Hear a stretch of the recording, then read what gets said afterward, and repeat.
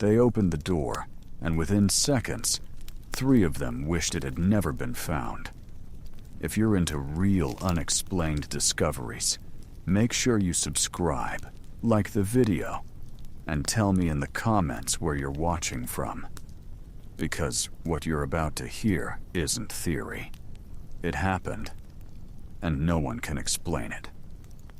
In 2024, deep in the Amazon jungle, far beyond any mapped route, a team of scientists stood in front of something that shouldn't have existed. It wasn't ruins. It wasn't a temple. It wasn't even a structure in the usual sense. It was a door. A perfectly vertical slab of dark volcanic stone, nearly 3 meters high, embedded into a wall that had no edges, no beginning, no end. No hinges, no handle, no visible mechanism. Just a flat surface, covered in symbols carved with unnatural precision. And for exactly 100 years, no one had managed to open it. The air around it felt wrong. Not hot, not humid like the rest of the jungle. Cold. Unnaturally cold.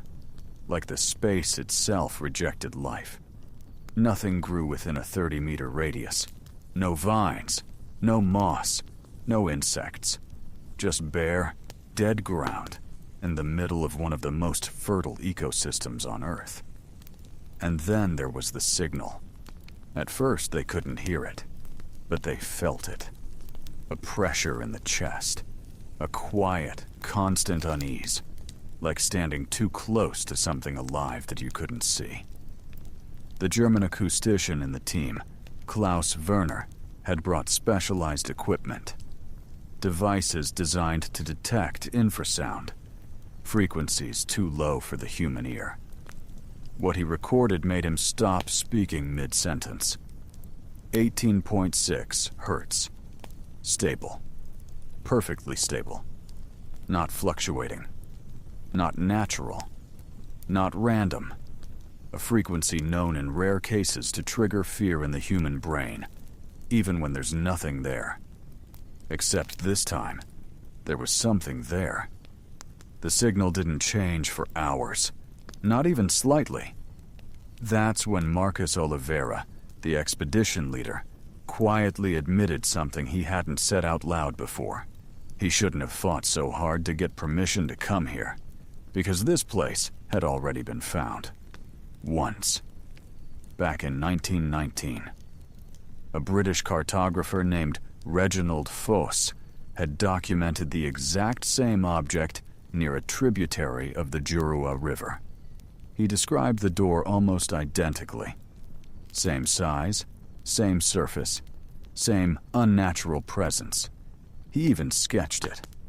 And under the sketch, he wrote one sentence. A door that does not want to be opened.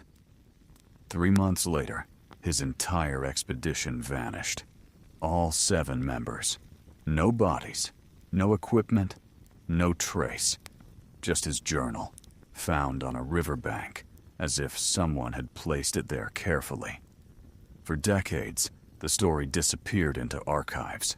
Classified, ignored, buried under bureaucracy and time, until it surfaced again. First in 1948, when the Brazilian military sent a team to investigate. They reached the site. They measured something similar, the same pressure, the same disorientation. Some of the soldiers reportedly refused to approach the structure at all. They left without opening it, and sealed the area. For 70 years, no one officially returned, until a satellite anomaly changed everything. In 2018, a monitoring system detected something impossible. A patch of forest, roughly 300 by 300 meters, that remained consistently colder than the surrounding jungle. Day and night. Dry season or rain. It didn't make sense. So Oliveira pushed for access. 5 years of legal battles, petitions, and pressure. Just to get permission to go back to a place that had already been marked as untouchable. And now, standing in front of that door, with the signal vibrating through his chest, he realized something that didn't show up in any report. This wasn't a discovery. It was a return.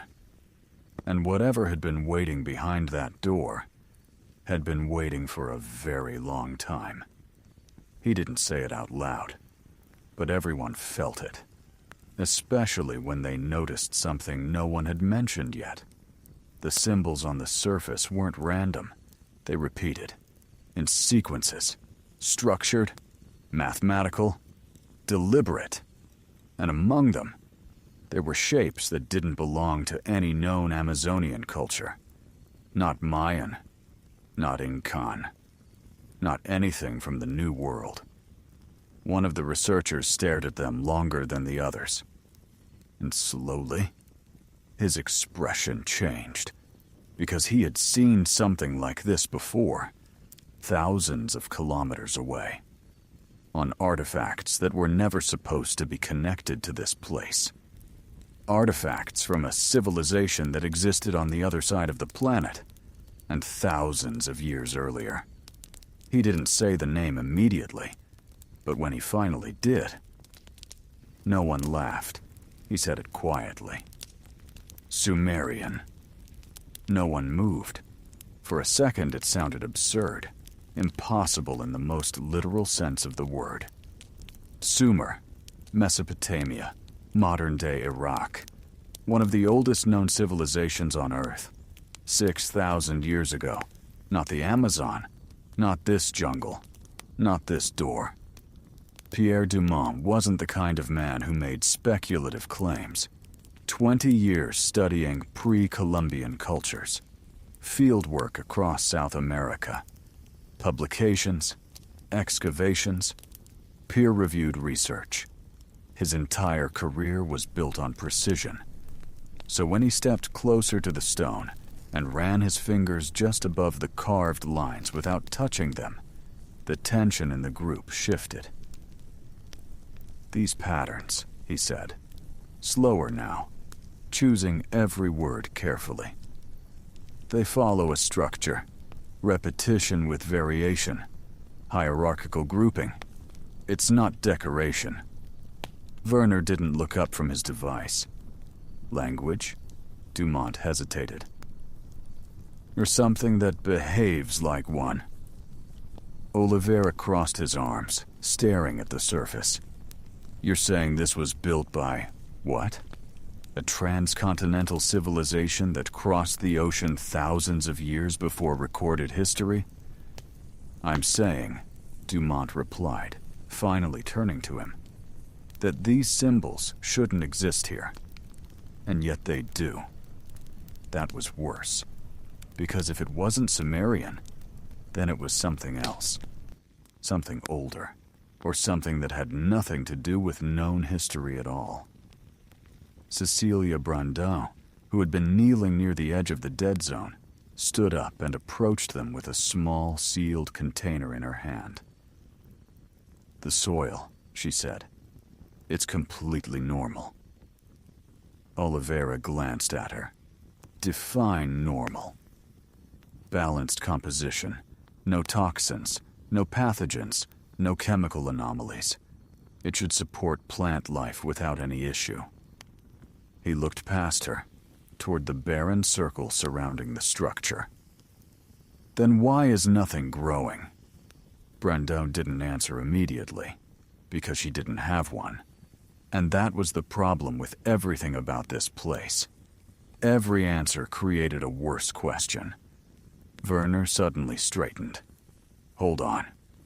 He adjusted the sensitivity on his instrument, watching the graph carefully. The line was still there. Steady, unbroken, mechanical in its precision. 18.6 hertz. But now, there was something else. A fluctuation. Small, almost invisible, but real. What is it? Oliveira asked. Werner zoomed in on the data, his eyes narrowing. It's not random. Dumont turned. What do you mean? Werner didn't respond immediately. He was counting. Seconds, intervals, patterns. Then he exhaled slowly. It's pulsing. Oliveira frowned. The signal? No, Werner said. The intensity. He pointed at the screen. It rises, then stabilizes, then drops back. How often? Brandel asked. Werner didn't answer. He was still calculating. Then he said it. 27 hours. Silence. The jungle around them felt suddenly too quiet. 27, Oliveira repeated. That's not a solar cycle, not lunar, not geological, Werner finished. Nothing natural runs on a stable 27-hour cycle. Dumont looked back at the door. 27, he repeated under his breath. Then his expression shifted again. The blocks. What about them? Oliveira asked. They're not identical, Dumont said, stepping closer to the wall. Each one is slightly different in volume. I thought it was just construction variation, but he pulled out his measuring tool again, quickly checking 2 adjacent sections. It's exact. Exact what? Brando asked. Dumont looked at her. Each block differs from the next by a factor of 1.27. Werner lowered his device. 27 again. No one said anything for a moment, because now it wasn't coincidence anymore. It was design. Oliveira felt something tighten in his chest. Not the pressure from the infrasound. Something else. A realization forming too fast. This isn't random, he said quietly. No, Dumont agreed. It's a system. Brando looked between them. A system for what? No one answered, because they all understood the same thing at the same time. This structure wasn't built to exist. It was built to function, and whatever function it had, it was still active. That's when Brando noticed something on the side of the structure. Low, almost at ground level, partially hidden under a thin layer of moss that had somehow managed to survive closer to the boundary. Wait, she said, crouching down.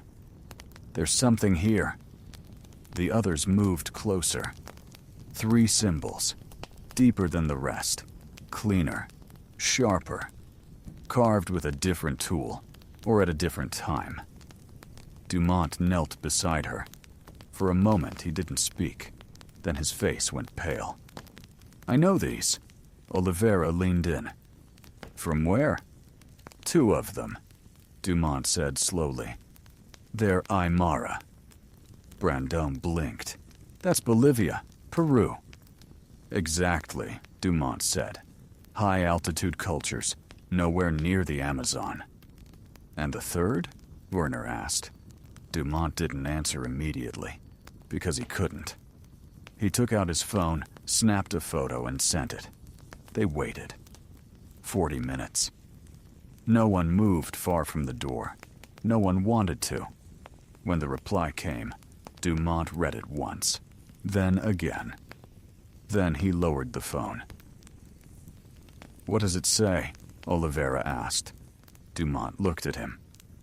They've seen this symbol before. Where? A ceramic fragment, excavated in Peru, 1973. Oliveira exhaled. So, it is South American. Dumont shook his head slowly. No. He held up the phone. There's only one known example of this symbol in the entire world, a pause. And it doesn't belong to any known culture. The jungle felt smaller, closer, like it was pressing in. Werner glanced back at the door. The signal just changed again. They all turned. What now? Brando asked. Werner's voice dropped. It's stabilizing. Oliveira frowned. It was already stable. Werner shook his head. No, he said. Not like this. He looked up at them. It's reacting. To what? No one asked the question out loud, because the answer was already there, right in front of them. 3 symbols, one of them unknown, carved deeper than the rest, as if it mattered more. Dumont stared at it, longer than before. His hand slowly. His fingers touched the symbol. For a fraction of a second, nothing happened. Then something inside the stone answered. A soft click. Not loud. Not mechanical in the usual sense. It sounded precise. Like a lock that had been waiting, not rusting. Everyone froze. Werner's device flatlined. The signal was gone. Completely. No decay. No drop. No fluctuation. Just silence. That's impossible, Werner whispered, staring at the screen. It doesn't just stop. A source like that? The stone moved, 5 centimeters inward. Then, without resistance, without sound, the entire slab slid sideways. Smooth, controlled, effortless, like it had been opened yesterday. No dust fell. No debris shifted. No sign of age. Just a perfectly functioning mechanism, after 100 years. Or 1,000. Or more. No one spoke, because behind the door, there was darkness. Not shadow, not absence of light. Something deeper. A corridor, sloping downward. Oliveira was the first to move. He didn't rush.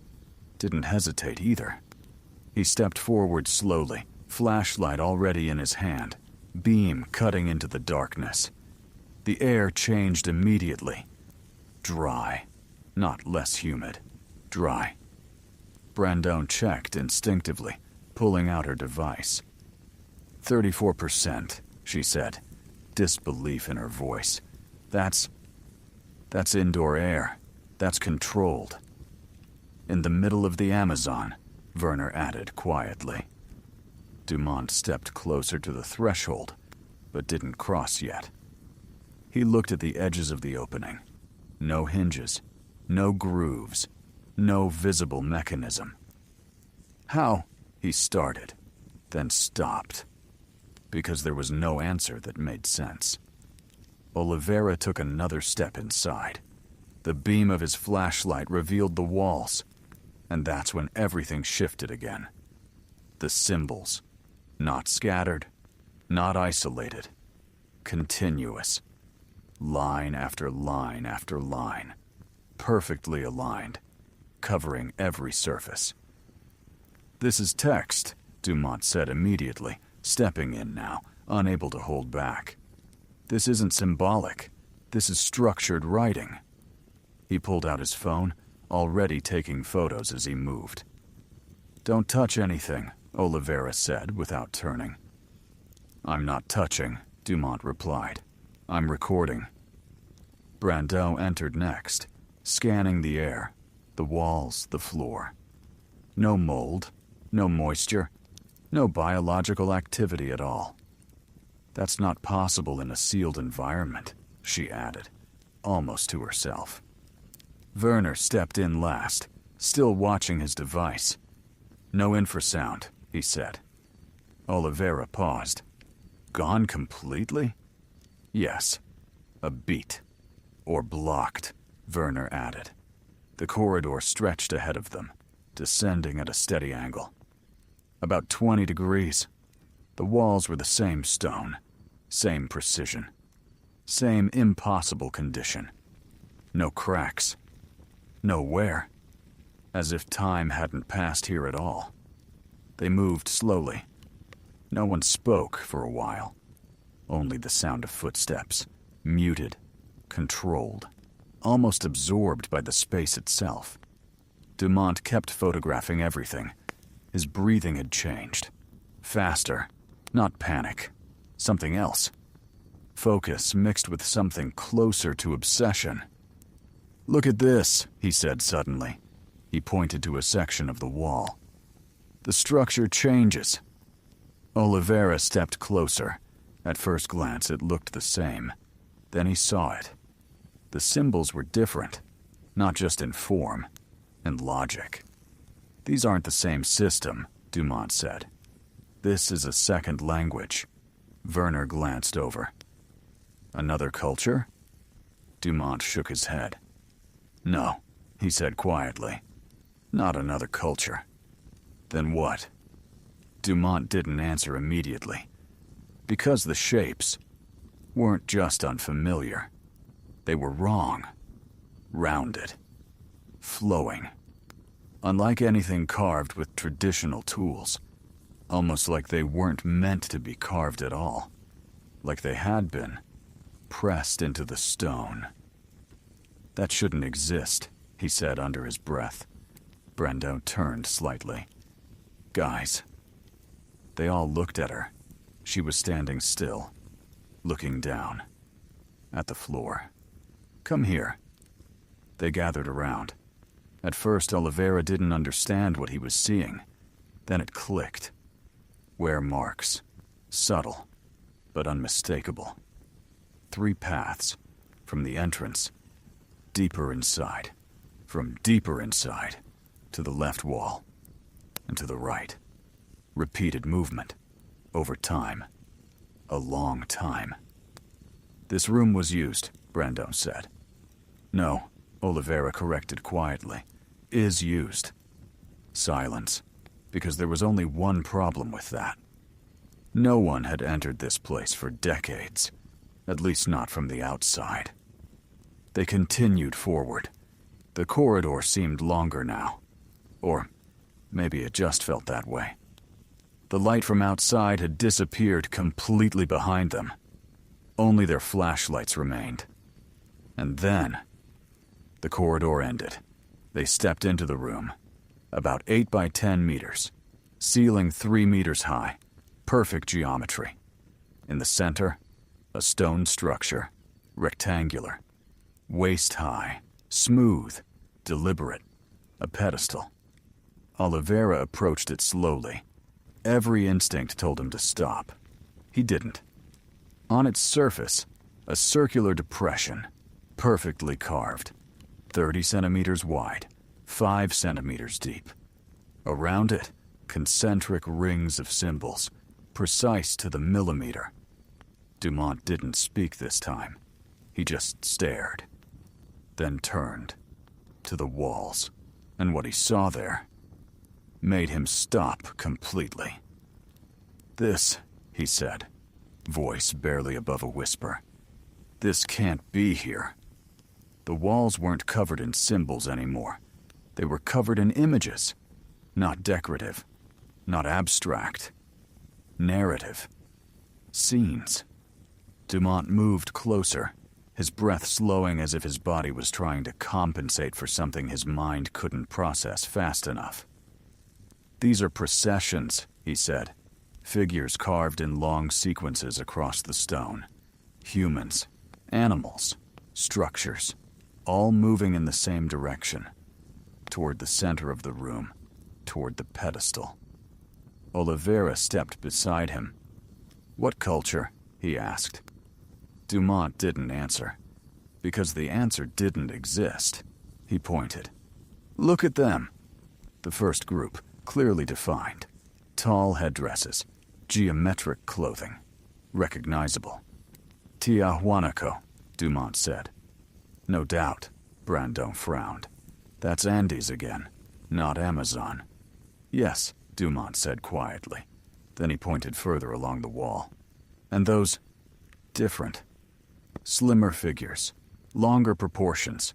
Clothing patterns unfamiliar. But not random. Structured, organized. Those look... Oliveira hesitated. Egyptian. Dumont finished for him. No one spoke, because now it wasn't just impossible. It was contradictory. 2 civilizations, separated by oceans, by thousands of years. On the same wall, in the same sequence, as if they belonged together. As if they had stood in the same place. At the same time. That's not diffusion, Dumont said, almost to himself. That's not contact. That's... He stopped. Because the third group stood between them. Larger, central, dominant, and completely unrecognizable. Not human. Not animal. Not symbolic. Something else. Their proportions were wrong. Their structure didn't follow anatomy. But they were clearly intentional. Clearly depicted as important. They're carrying something, Brando said. Dumont narrowed his eyes. Yes, they were. A shape. Circular. Featureless. But emphasized. Held between them as they moved toward the pedestal. Oliveira looked back at the depression on the stone. Same size. Same shape. This is a sequence, he said.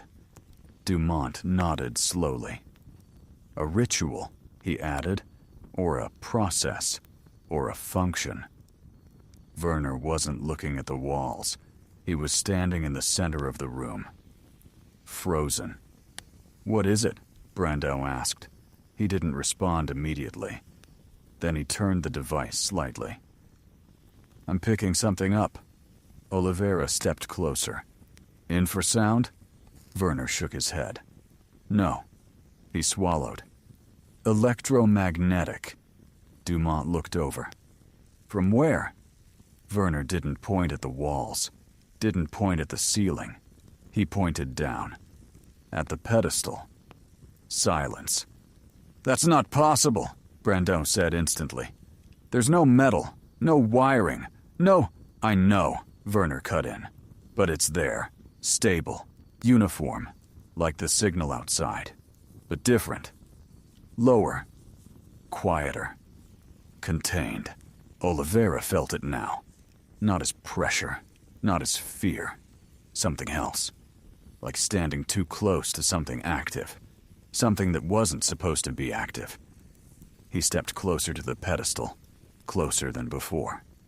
His hand moved slightly. Then stopped. Not touching. Just hovering. And that's when it happened. At first, he thought it was his imagination. Then Dumont spoke. Do you hear that? Brando froze. Yes.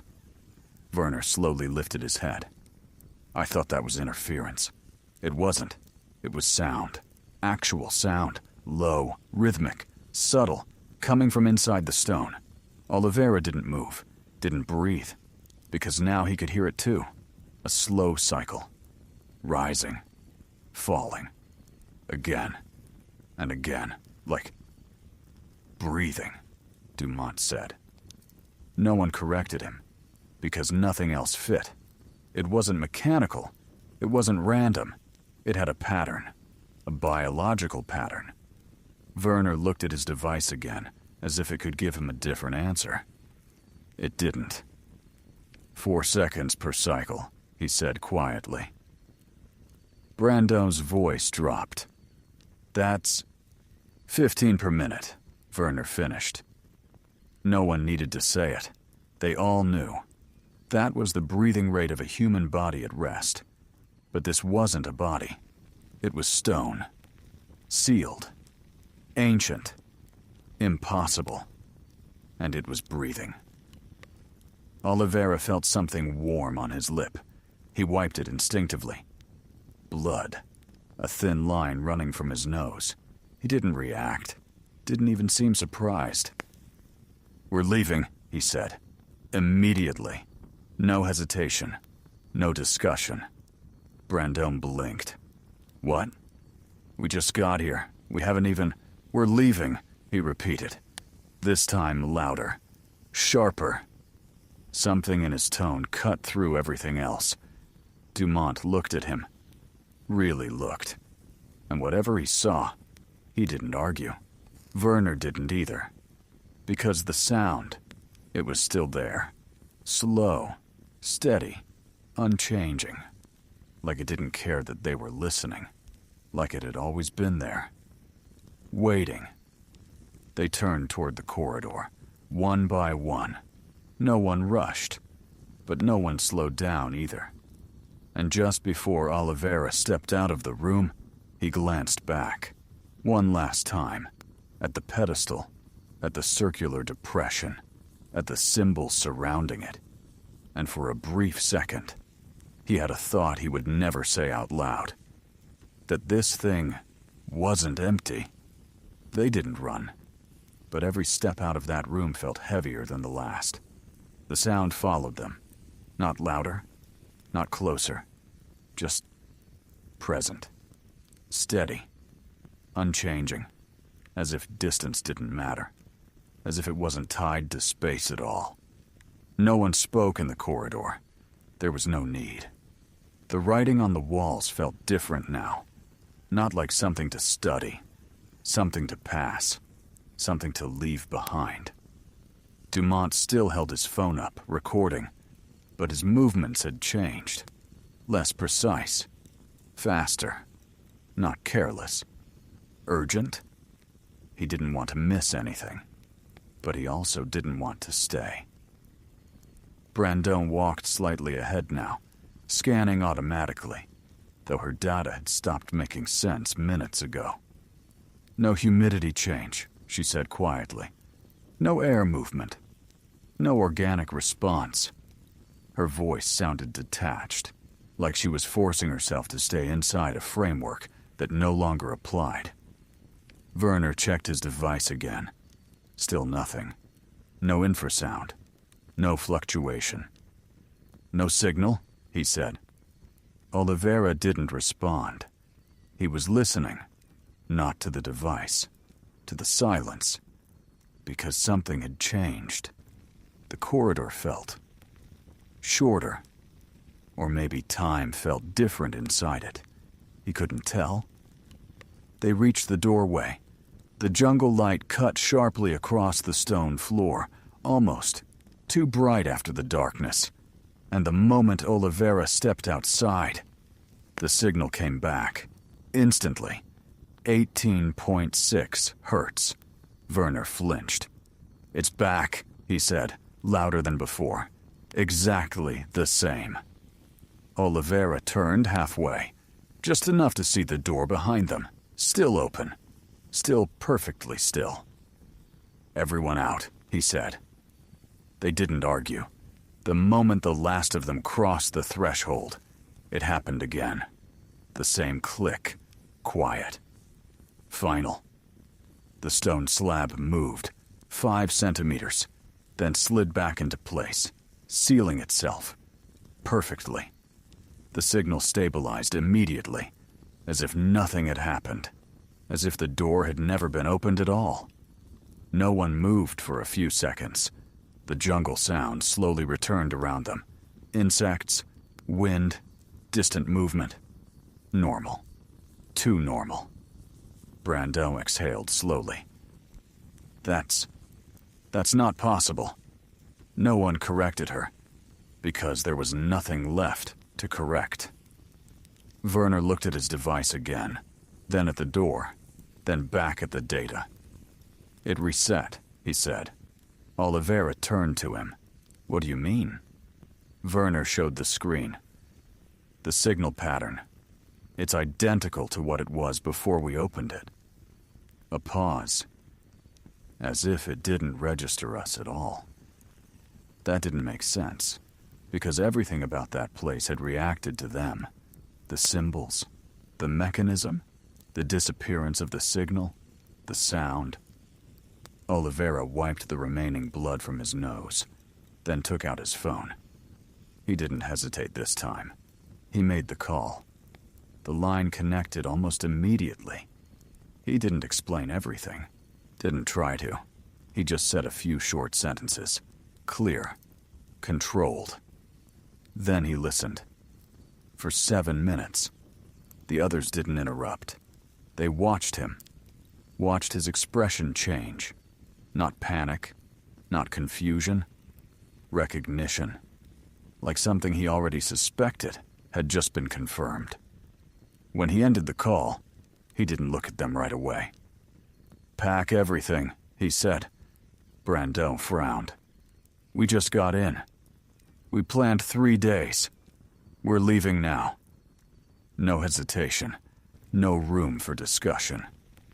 Dumont stepped closer. What did they say? Oliveira looked at him, and for the first time since entering the jungle, there was something in his eyes that hadn't been there before. Not fear.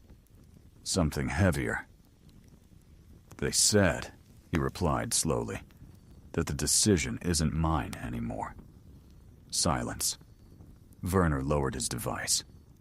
Whose is it then? Oliveira didn't answer directly. He just said, we have 2 hours. That was enough. They moved fast.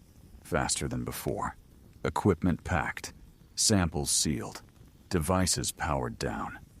Brando hesitated only once, looking at the soil samples. Then she closed the container. Didn't say anything. Didn't leave anything behind. Oliveira walked back toward the tree line, 40 meters from the door. He attached one device, a sensor, solar-powered, satellite-linked. He secured it carefully, checked it twice, then stepped back. Werner watched him. You think they'll let it stay? Oliveira didn't look at him. I think, he said. No one stopped us from placing it. That was worse. Much worse. They left the site. No ceremony. No final look. No discussion. Just movement. Away. Through the jungle. Back toward something that felt normal. But none of them felt normal anymore. Because behind them, the door was closed again. The signal was active. And something inside that room hadn't stopped. It hadn't reacted. It hadn't changed. It had just continued. And none of them said it out loud. But all of them understood the same thing. They hadn't interrupted anything. They didn't talk much on the way back. Not because they had nothing to say, but because every sentence felt incomplete. Like language itself wasn't enough anymore. The jungle closed in around them again. Humidity returned. Heat pressed down. Insects buzzed. Everything was alive. And yet, something stayed with them. Not physically, but present. Like a memory that hadn't fully formed. Or something that had followed, without moving. They reached camp before sunset. No one celebrated. No one debriefed. They just worked. Packed faster. Cleaner. Like they had done this before. Like they knew delay wasn't an option. Werner checked the sensor remotely. It's transmitting, he said. Stable connection. Oliveira nodded. Leave it. Brandon looked at him. You think they won't remove it? Oliveira didn't answer, because the question wasn't whether they could. It was whether they would. Dumont sat apart from the others, scrolling through the photos, frame after frame, symbols, walls, corridor, room, the pedestal. He stopped on one image, zoomed in, then again. His hand tightened slightly around the phone, because something was wrong. Not in the structure, in the image, a distortion. Subtle, almost like compression artifacts, but not random. Patterned. Repeating. He switched to another photo. Same issue. Another. Same. About a third of the images. Corrupted. But not deleted. Not overwritten. Recorded like that. Electromagnetic interference, Werner said quietly, without looking up. Dumont glanced at him. You expected that? Werner shook his head. No, he said. But I'm not surprised. Brando approached. Which ones? Dumont showed her. She frowned. These are from the room. Not the corridor. Not the entrance. The room. And more specifically, near the pedestal. Oliveira noticed the silence. He looked over. What is it? Dumont hesitated, then said, We didn't capture everything. Oliveira walked closer. Define everything. Dumont met his eyes. We don't have a complete record of what was inside. A pause. And we never will. No one argued. Because they all knew something had been off. Even without the data. Especially without it. Night fell quickly. The jungle shifted again. Sounds changed. Movement increased. But the camp felt contained. Like the perimeter mattered now. Werner checked the sensor again. "It's still stable," he said. "Same frequency. Same pattern." Oliveira sat down slowly. "How long will it last? With solar?" Werner shrugged slightly. "Months." Then after a second, "If nothing interferes." Oliveira looked into the dark. "Something will." Brandon sat nearby, quiet, thinking. Then she spoke. "There's something else." They looked at her. "The soil." Dumont tilted his head. "What about it?" "I told you it was normal," she said. "And it is. But," she took a breath, "it shouldn't be." Silence. "Explain," Oliveira said. Brandon looked at the sealed containers. "That circle around the structure? Nothing grows there." "Yes," Oliveira said. "We saw that. But the soil supports life," she continued, "which means something is preventing growth." Werner frowned slightly. "The signal?" "Maybe," she said. "Or something else." Dumont leaned forward. "Something localized." "Exactly." She paused. "Something that exists only in that space." Oliveira looked at her. "And disappears outside it." Brandon nodded.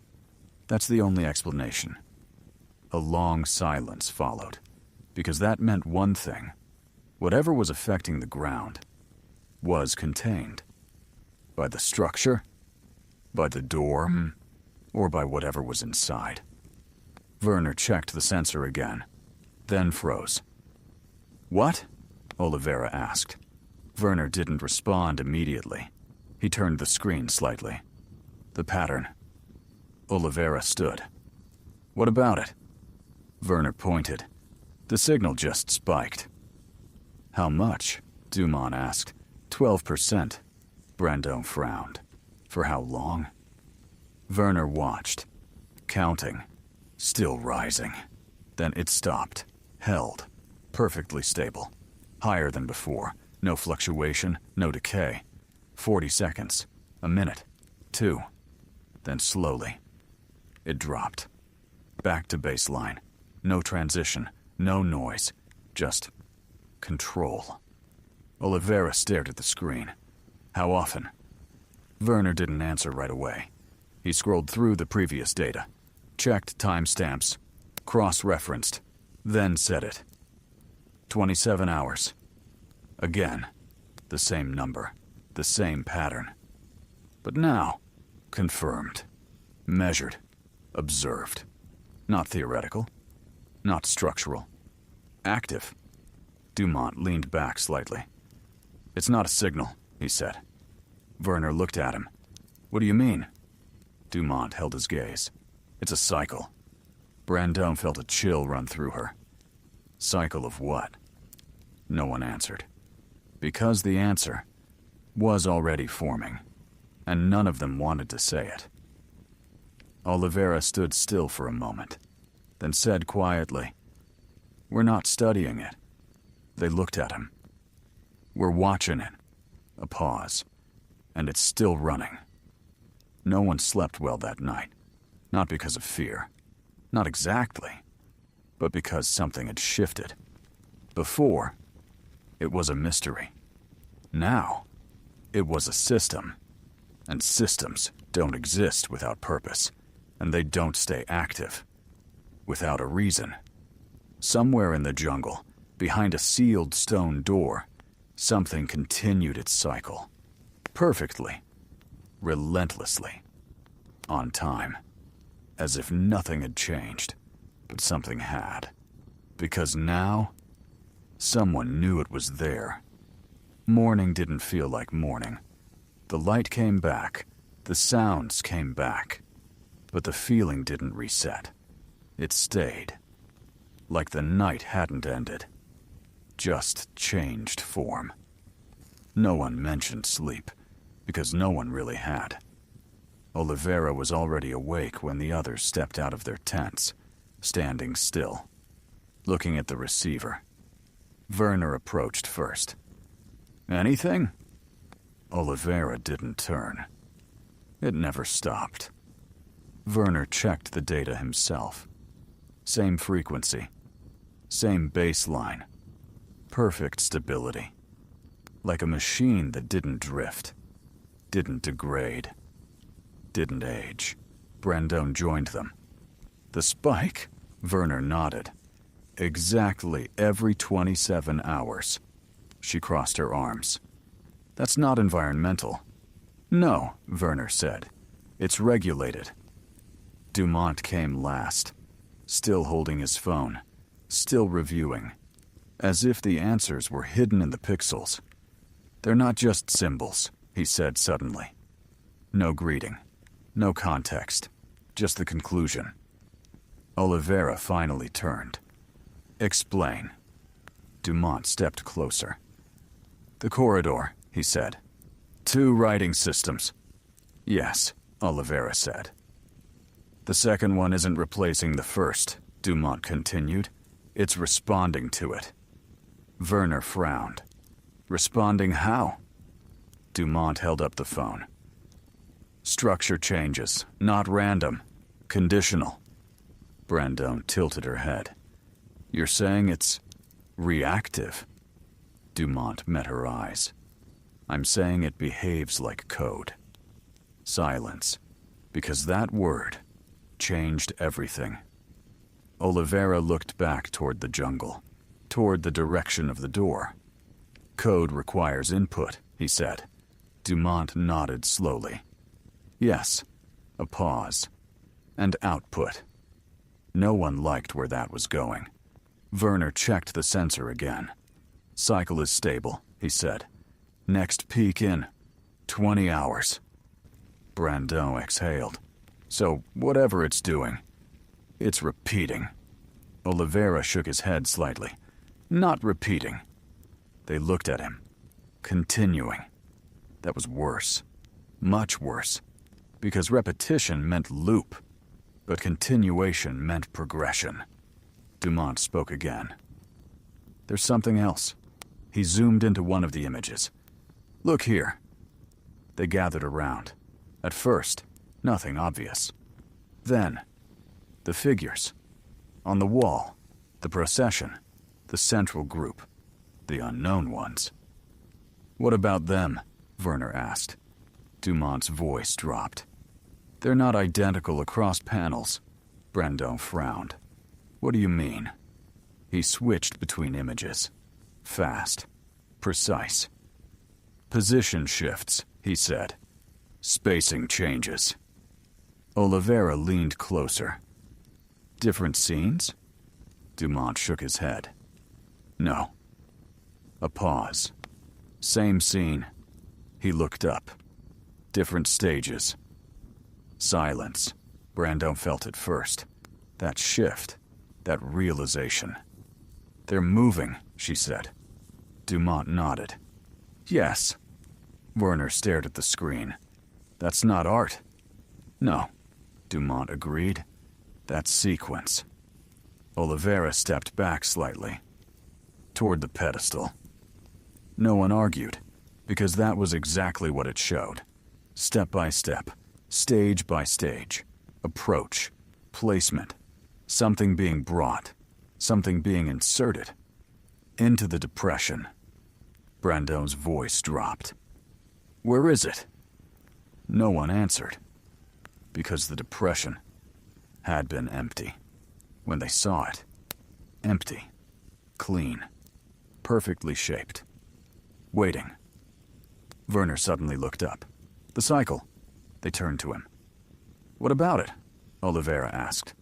Werner's grip tightened slightly on the device. "What if it's not just energy?" A pause. "What if it's timing?" Dumont stared at him. "For what?"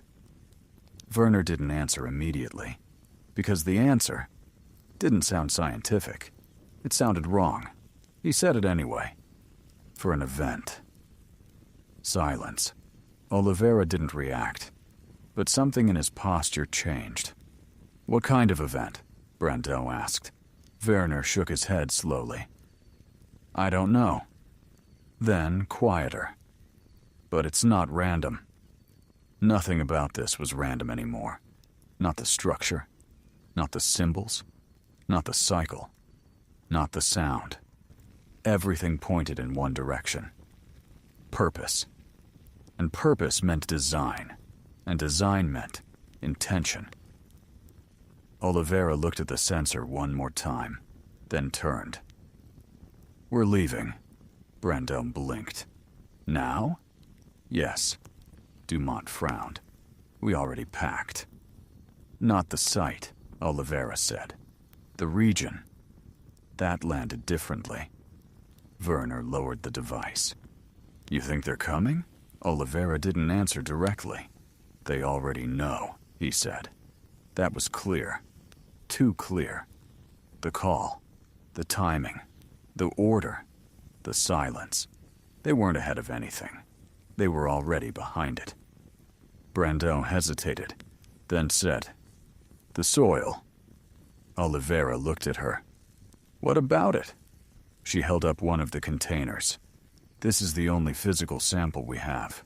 A pause. They'll take it. Oliveira didn't respond, because he knew she was right. Dumont watched her. What are you thinking? Brandon didn't answer immediately, then said quietly, I'm not leaving all of it. No one stopped her. No one approved either. But no one interfered. Because something told them. This mattered. More than data. More than protocol. More than permission. Werner checked the time.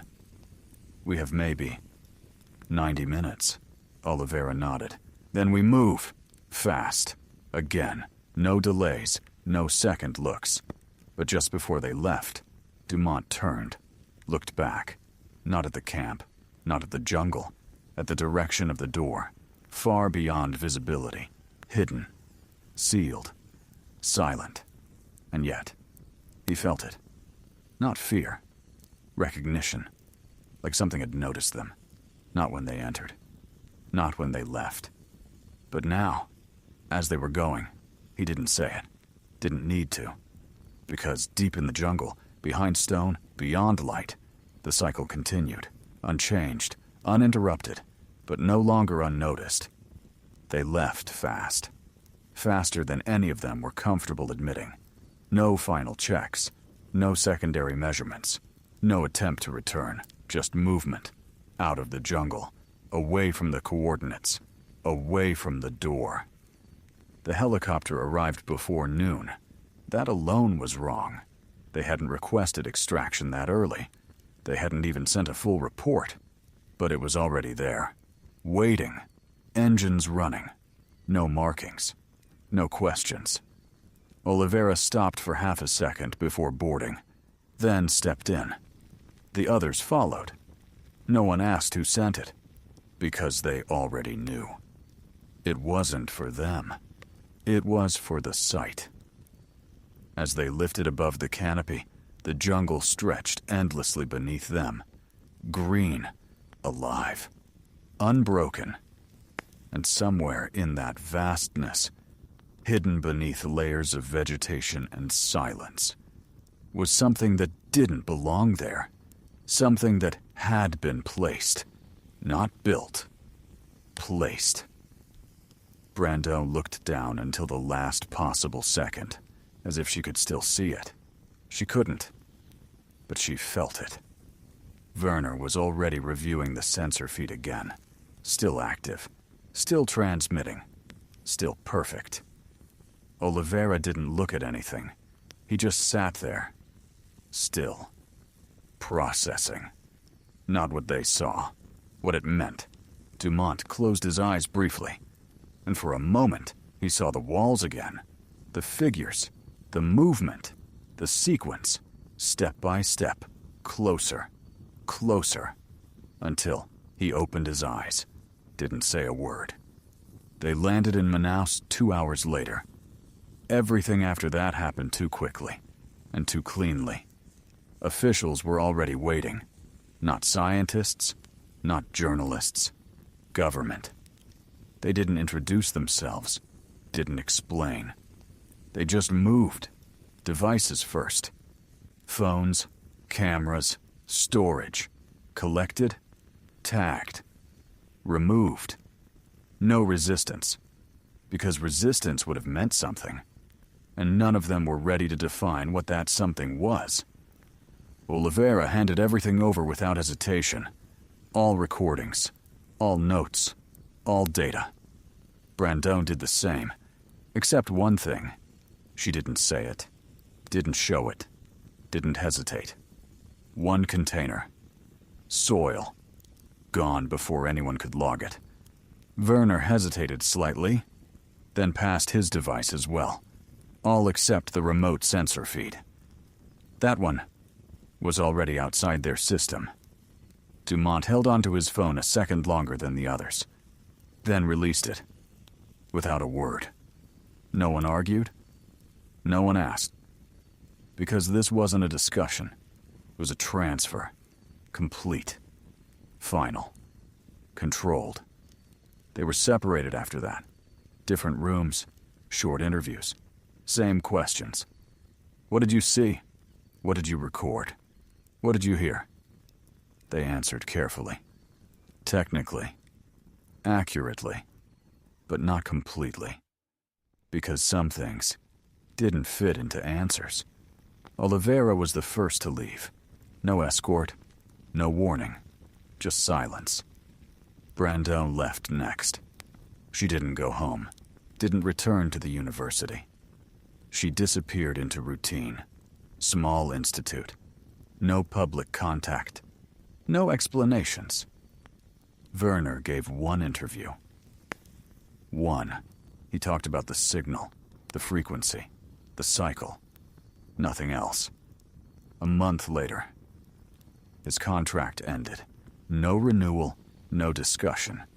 Dumont said nothing at all. No interviews, no publications. His work history changed, as if the Amazon had never existed in it. And then, something else happened. 3 days after they left. The area was closed, not restricted. Closed. 5 kilometers in every direction. Military classification. Not ecological. Not archaeological. National security. Satellite images confirmed it. Structures appeared. Fast. Too fast. Modular units. Antennas. Landing zone. Then, machinery. Heavy. Industrial. A drilling rig. Installed near the site. Operational within weeks. And then, gone. Replaced. More structures. More antennas. Less equipment. More communication. As if they had already found what they were looking for. And now, they were listening to something. Or for something. Werner watched the data for 18 days. 18. The signal never stopped. Never degraded. Never shifted. Every 27 hours. A spike. 12% increase. 40 minutes at peak. Then back. Perfect. Mathematical. Alive. On day 19. The transmission ended. No warning. No failure signal. Just silence. Werner didn't believe the battery failed. Not that fast. Not under those conditions. He said it once. Quietly. To someone he trusted. It was removed. He never said it again. Because by then, it was clear. This wasn't research anymore. It was containment. And whatever was behind that door was no longer just a discovery. It was under observation. And that meant only one thing. They had confirmed something. Something important enough. To keep silent. It didn't end in the jungle. That was the first mistake people would make if they ever learned about it. they would think it stayed there, sealed, contained, controlled.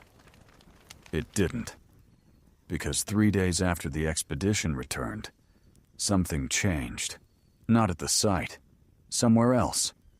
Quietly. Unnoticed. At first. In Peru. Inside the National Museum. A routine inventory. Storage level. No public access. One item missing. A ceramic fragment. Small, unremarkable to anyone outside a very specific field. Catalogued in 1973. Stored for decades. Never displayed. Because no one could classify it. One symbol carved into it. A symbol that didn't belong to any known system. The same symbol that Dumont had seen on the stone. The same one that opened the door. It was gone. No report filed. No announcement made. Official records still listed it as present. But physically, it wasn't there. That alone would have been strange. But it wasn't isolated. Because around the same time, other things began to shift. Small at first. Subtle, easy to dismiss. Oliveira stopped responding. Not publicly. Personally. Emails, calls, messages. Nothing. His profile remained active. His position unchanged. But his presence, gone. No explanation. No departure notice. No official statement. Just silence. Brando changed direction. Abruptly. Withdrawn from conferences. Removed from networks. Transferred to a remote institute. No public contact. No publications related to the expedition. As if she had decided not to leave science, but to step away from something specific. Werner disappeared differently. Visible. Working. But silent. No more interviews. No more data. No more comments. One message. Private. Published with permission. I said everything I could say without endangering myself or others. After that, nothing. Dumont stayed exactly where he was. Teaching. Lecturing. Present. But if anyone mentioned the Amazon, he stopped. Mid-conversation. Mid-sentence. And walked away. No explanation. No correction. Just absence. 5 people entered that room. All 5 came back. But none of them ever spoke about what mattered. Not the pedestal. Not the sound. Not the moment. When they realized what it was. Because there was one detail that never appeared in any official record. Not in reports. Not in interviews. Not in data. Only in one document. A leaked copy of Dumont's private analysis. Circulated quietly. Never confirmed. Never denied. Most people focused on the images. The civilizations. The impossible overlap. They missed the smaller section. At the end, 3 paragraphs. About something else. Something Dumont almost didn't include. He described the moment. 8 or 9 minutes into their time inside the room. Silence. No movement. No speech. Just observation. And then, he heard it. Not the infrasound. Not pressure. Not a feeling. A sound. Real. Audible. Low. Rhythmic. He asked if the others heard it. Werner said yes. Brandon confirmed. Oliveira wasn't sure. The anthropologist didn't respond. Because at that moment, he was on the floor, examining something else. Marks, tracks, patterns of movement. But Dumont was listening. And what he wrote next, he chose carefully. He didn't call it mechanical, didn't call it natural. He called it biological. A rhythm. 1 cycle every 4 seconds. 15 per minute. The breathing rate of a human body at rest. But it wasn't a body. It was stone. Solid. Sealed. And it was breathing. Dumont didn't speculate. Didn't conclude. He just added one line. The source of the sound is the pedestal. Nothing else. No theory. No explanation. Because there wasn't one. And that was the part no one discussed. Because everything else could be debated. The symbols, the cultures, the physics. But this wasn't interpretation. It was observation. Something inside that structure wasn't static. It wasn't ancient. It wasn't inactive. It was operating. And whatever it was doing, it had a rhythm, a cycle, a pattern that hadn't stopped. Not for a century, not for a millennium, not even when they opened the door. Because the most important thing, the one detail that mattered more than anything else, was this. When they entered, it didn't react. When they stood there, it didn't change. When they left, it continued, exactly the same, as if they weren't the event, as if they were irrelevant. The question was never what was behind the door. That was the mistake, the wrong question, the easy one, the one that makes sense. Because doors are supposed to hide things, protect them, contain them. But this one didn't behave like a barrier. It behaved like a system. And systems don't exist to hide. They exist to operate. That realization didn't come in the jungle. It came later. From the data, from the fragments, from the pieces that didn't fit together, until they did. Werner was the first to see it clearly. Not in the room, not at the site, in the signal. 18 days of uninterrupted transmission. 18 full cycles.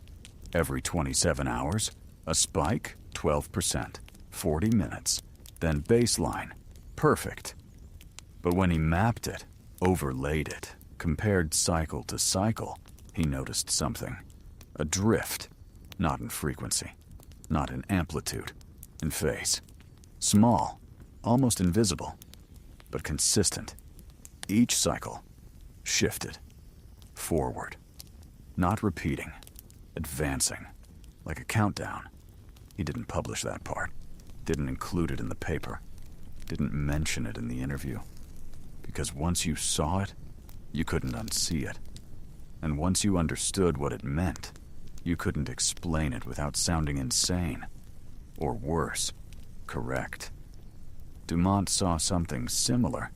Not in the signal, in the walls, the procession, the sequence, the movement. He had captured fragments. Not all, but enough. He reconstructed it, frame by frame, stage by stage, and realized it wasn't depicting a single event. It was depicting repetition, iteration, each sequence slightly different, subtle changes, position, proportion, alignment. Like attempts, not one ritual, multiple, refined, adjusted, improved, until it worked. He never wrote that down, not officially. But he stopped teaching that semester for a week. No explanation. Brando understood something else. The soil, the dead zone, the boundary. It wasn't absence of life. It was suppression. Active, localized, contained. Like something inside the structure. Was creating an environment where life couldn't exist. Not because it was toxic, because it was incompatible. Different conditions, different rules. She tested the soil again. Outside, it grew. Inside, nothing. She didn't publish that either. Oliveira didn't analyze data, didn't review images, didn't compare notes. He focused on one thing. Timing. Because one detail kept returning. Again and again. The door. Discovered. Not opened. Reached. Not opened. Searched. Not found. Denied access. Decades. Nothing. Then, opened. Effortlessly. Not forced. Not broken. Activated. That wasn't coincidence. That was selection. But selection required criteria, a condition, a moment. And when he aligned the dates, when he checked the cycles, when he compared the pattern, he understood something that didn't belong in any report. The door didn't wait. It synchronized. With what? He didn't know. But the timing was exact. And then there was one more detail, the one almost everyone ignored, the most obvious, and the most dangerous. The pedestal, the depression, empty, perfectly shaped, precise, not damaged, not used recently, but used, repeatedly. The marks on the floor proved that. Movement, paths, cycles. Something had been brought there, placed there, again, and again, and again. But now, it wasn't there, and that raised a different question. Not what was inside, but where it was now. Because if the system was active, and the process was continuing, then the missing element wasn't missing. It had just moved. And if that was true, then the door wasn't the only access point. It was just the visible one. And everything else was happening somewhere else. Somewhere unseen. Somewhere already connected.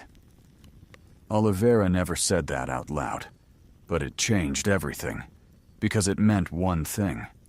The system wasn't isolated. It was part of something larger. And opening the door didn't start it. It confirmed it. That's why they didn't go back. That's why they didn't speak. That's why everything was taken, controlled, silenced. Because once you understand the function, you stop asking what it is and start asking when it finishes. And that was the question no one could answer. Not with data, not with theory, not with science. Because whatever that structure was, whatever it was doing, it wasn't waiting to be discovered. It was waiting to complete something. The last mistake is thinking this story is over. It isn't. Because everything that could be taken was taken. Everything that could be closed was closed.